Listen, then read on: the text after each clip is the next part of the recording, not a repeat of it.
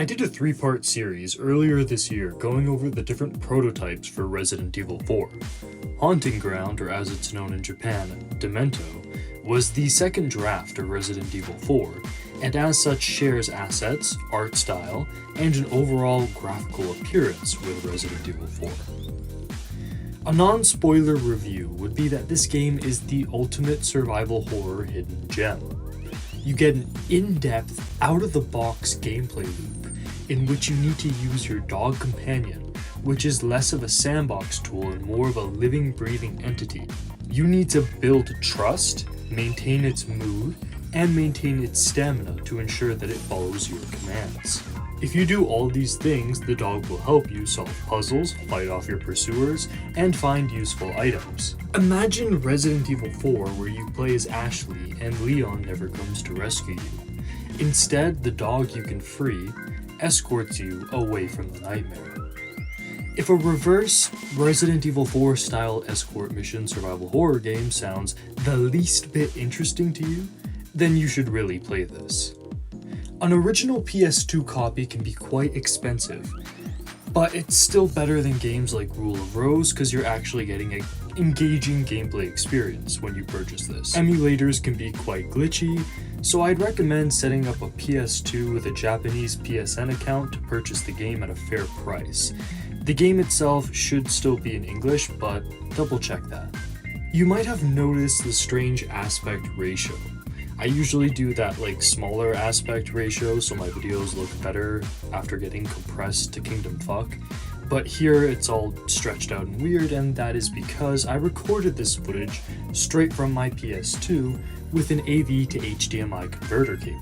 So while this might not be as crisp as emulator footage, you won't see the emulator glitches here. This is raw Haunting Ground footage right from the console it was meant to be played on. Stop here to avoid spoilers.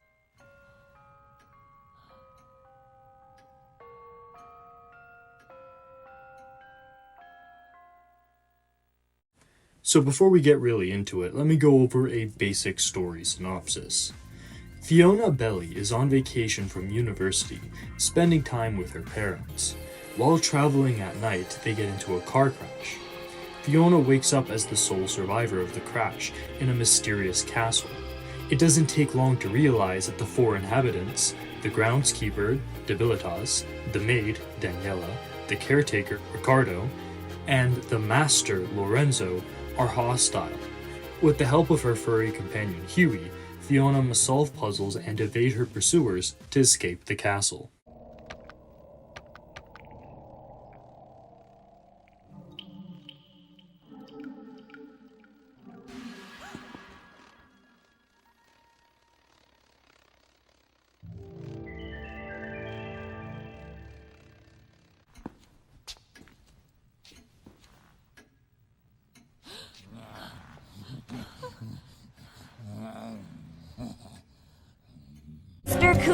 As previously mentioned, the core gameplay involves working with Huey to survive the castle. There are a variety of commands for Huey. There's sit/stay, follow, attack/search, praise, and scold. At the start of the game, Huey will not have a trusting bond with you, so you must praise him when he does something right and scold him when he does not follow commands. There will be puzzles where 2 pressure plates need to be stood on. This is where the stay command becomes very important. Keeping Huey nearby is a good idea, so be ready to spam the follow command throughout the game, as nothing is more of a roadblock than discovering you need Huey to progress only to remember him being on the other end of the castle. In combat, the go command will send Huey to attack your pursuer, stunning them long enough for you to escape. Be mindful, if Huey dies, game over. The go command is also useful for sending Huey to go and grab puzzle-specific items needed to progress. The key to mastering Haunting Ground is mastering Huey. While Fiona is 100% Ashley and 0% Leon, the fuck you say to me, you little shit? She still has some tricks of her own in combat. While her basic melee attack has the force of a wet fart on the pursuers, it can be used to influence the environment in combat and in puzzles. You'll be surprised how many objects can be kicked to solve your problems. Fiona can also find hidden alchemy labs, where she can transmute materials into useful items. Lures for enemies, explosives that stun/damage pursuers, and stat-boosting items can be found or crafted. Be careful. If you push the girl too hard, she will panic, making it harder to see and move. Craft or find items to control panic and stamina, and avoid getting skewered. There are two puzzle types that don't require Huey, or a good kick. These are the cracked plate key puzzles and riddles. The plate keys are used to open doors and control golems, which can also usually open pathways. Riddles are self-explanatory and come down to you being smart enough to pick the right thing after you read the hints. I was being filmed.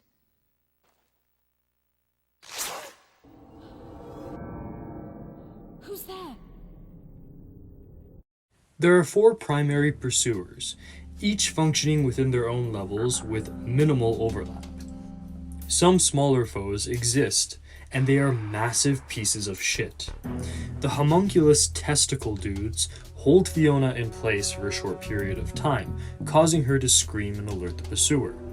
Then there are these flickering fucks that follow you around.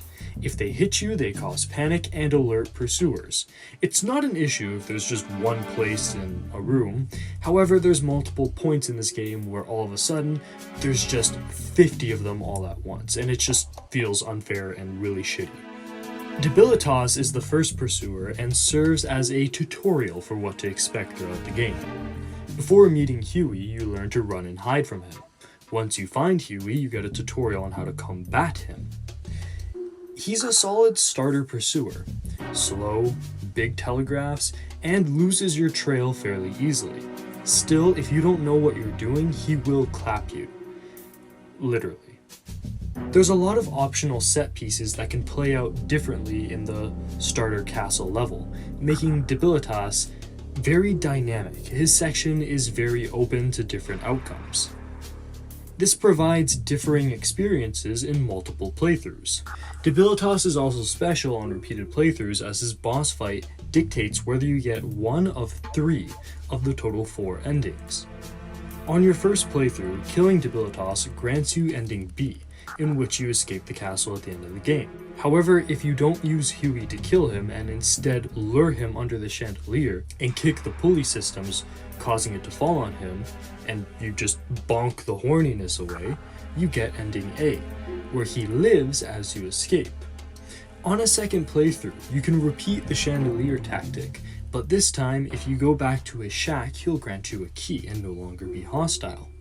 You can then use this key to unlock a door in the castle bathroom, which grants you a key to escape before having to deal with any of the other pursuers.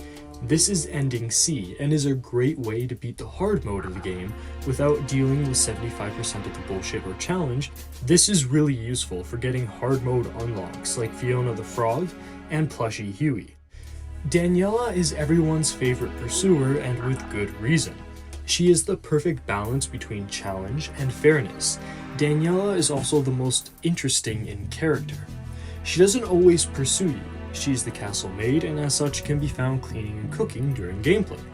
It's almost at random if you walk into a room to find her hunting you or doing her duties.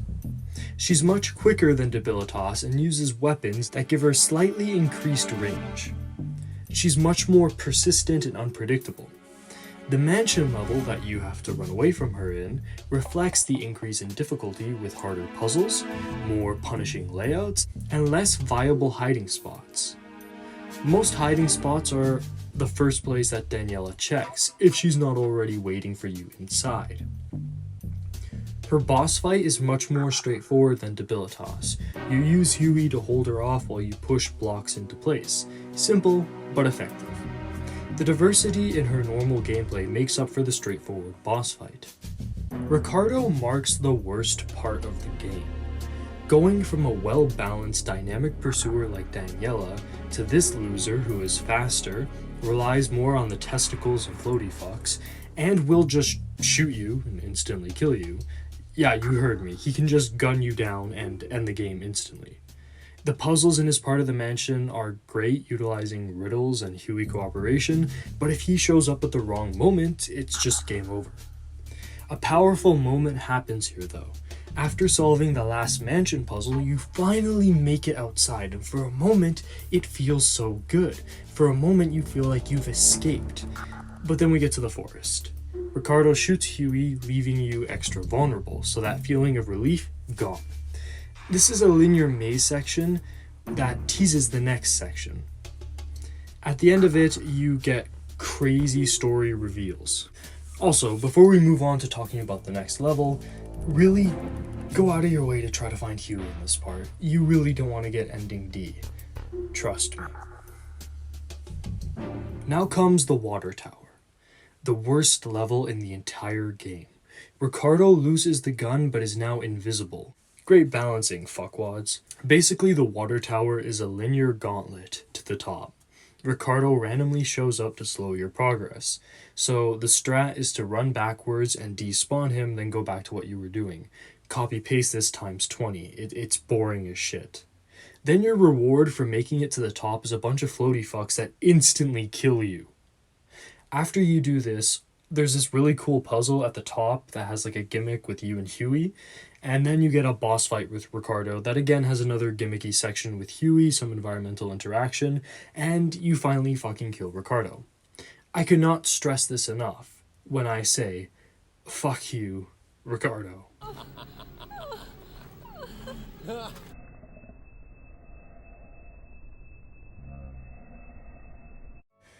Lastly, we get to the House of Truth. This area is the opposite of the Ricardo Mansion section, in the sense that the level is straightforward and gimmicky, but the pursuer Lorenzo is balanced fun. As you go around at the beginning of the level, you solve very straightforward logic puzzles, as Lorenzo crawls at you at Mach 5. This area gets fun as you go deeper into the surreal. Lorenzo de-ages and the level warps into this otherworldly nightmare. It's still gimmicky, but in a way that's entertaining. Like rooms that have the exit disappear when you enter. Lorenzo feels like a better evolution of Daniela's difficulty. He has ranged attacks, but doesn't just shoot you like Ricardo. He uses well-telegraphed magical attacks, and as long as you keep moving, you can dodge most of his attacks. The one attack you can't dodge is a stun attack, so yeah, it's still balanced since it doesn't just kill you. His boss uses the environment, Huey, and alchemic items in the fight. It's good in the sense that you can't rely on one strategy. Now comes the Great Escape. Lorenzo is on fire and can insta-kill you, an earthquake forces you to stop or risk getting thrown down, and the statue.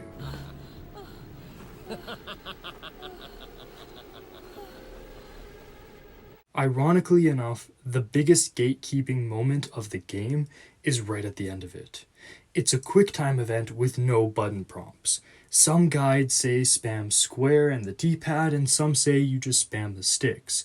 No one knows how exactly you beat this, you just kinda get lucky sometimes.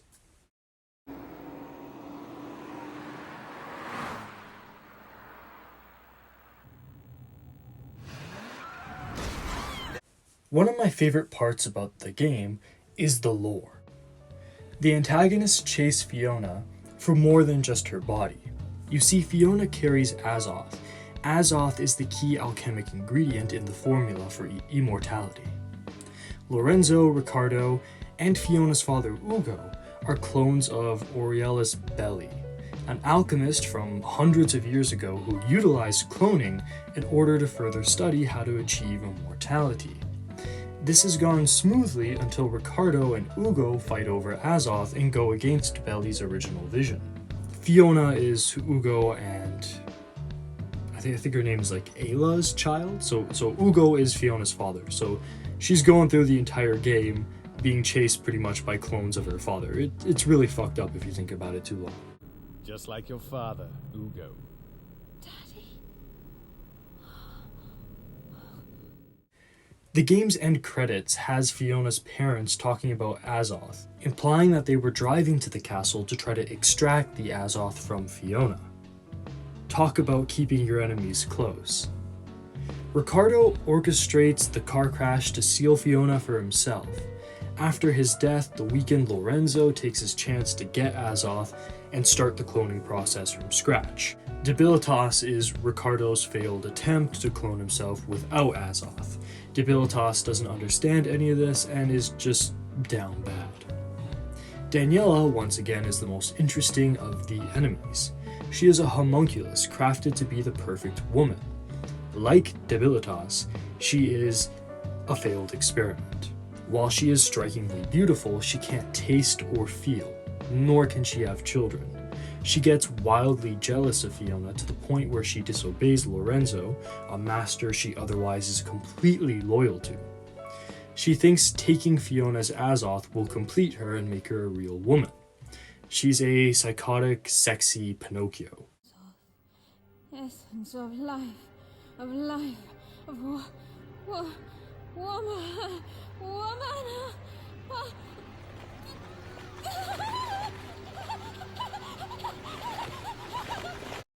There's so much more to dig into this, but I'll leave that to you.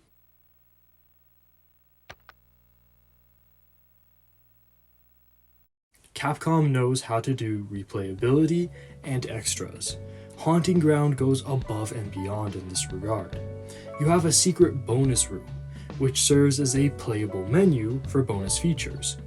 You get concept art, cutscenes, bonus outfits, model viewers, and a minigame where you get to play as Huey. I love that it's not just scrolling a menu, but an actual playable area. The Huey minigame is really fun and plays out like a more traditional escort mission. It's short and challenging. It's good fun. I love the unlockable outfits that this game has. An alternate default outfit with short hair and no boots spices up the basic look. Under the scalpel's got that like sexy horror nurse vibe. Illegal in some states not only gives you a sexy outfit, but also a whip instead of a kick. The Texas cowgirl is peak Japanese man horniness and gives Fiona that like gun, but it really sucks. You'd think, oh yeah, I got a single action army now, I can just shoot these fuckers. Nah, it's just a melee attack, but you can't really tell where it's landing. And then Fiona the Frog adds a new crouch animation and gives stamina buffs. But wait, there's more. Huey has 2 unlockable outfits. A traditional German Shepherd skin gives him much more strength and stamina, but he becomes less obedient. And the plushie outfit makes him invincible, making that really useful on harder modes. Praise be to Capcom and the implementation of bonus content.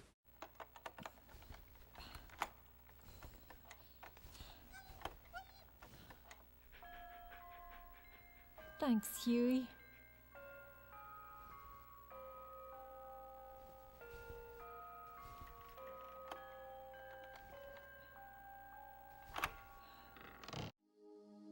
Haunting Ground is thrilling, replayable, and immersive.